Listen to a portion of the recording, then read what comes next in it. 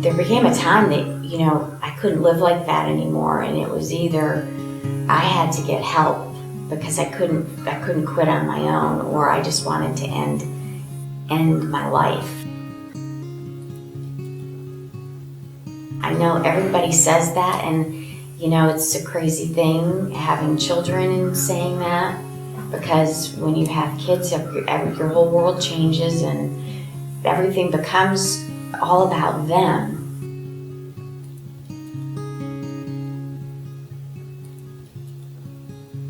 And you can never imagine the darkest place in your mind where you can go and think, I'm no good to them.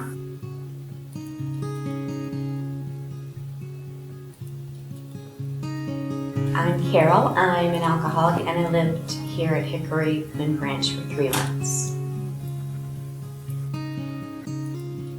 I'm a wife, and I have 4 children, ranging in age from 7 to 16. Full-time career.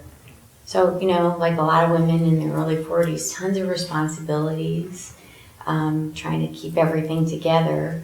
But things were falling apart pretty rapidly around me, and I was starting to just feel very useless and very hopeless.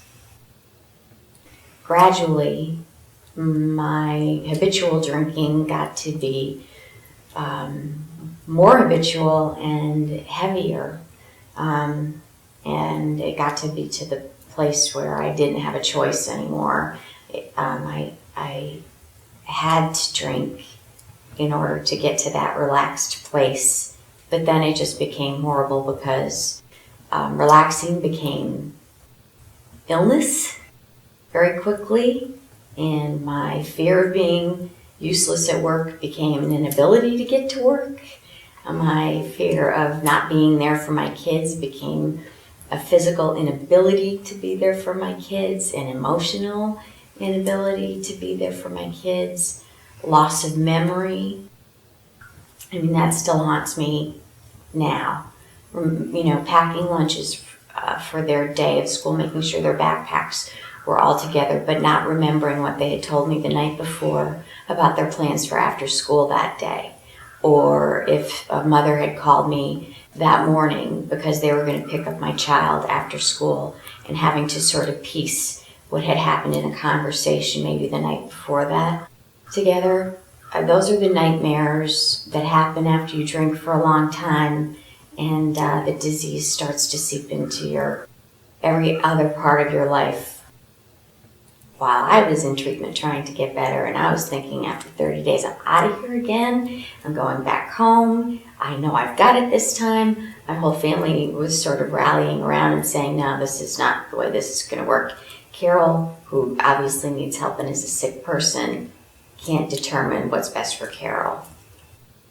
Everybody was in support of my doing this, and I still resisted and felt like it was a conspiracy, and until the end just didn't want to do it. And finally I was so tired of fighting that I just said, okay, I'll do it, I'll go. And it felt good.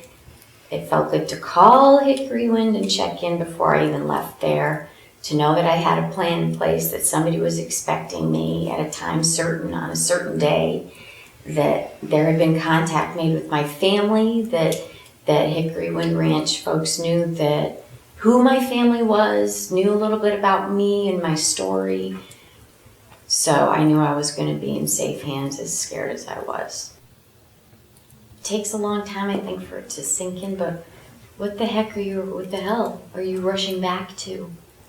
What life are you rushing back to, really?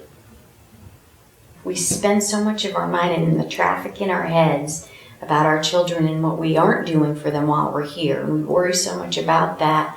But in reality, we're doing everything for them while we're here. It's a long road back. And I bet you they'd feel more secure if I were still here in some ways.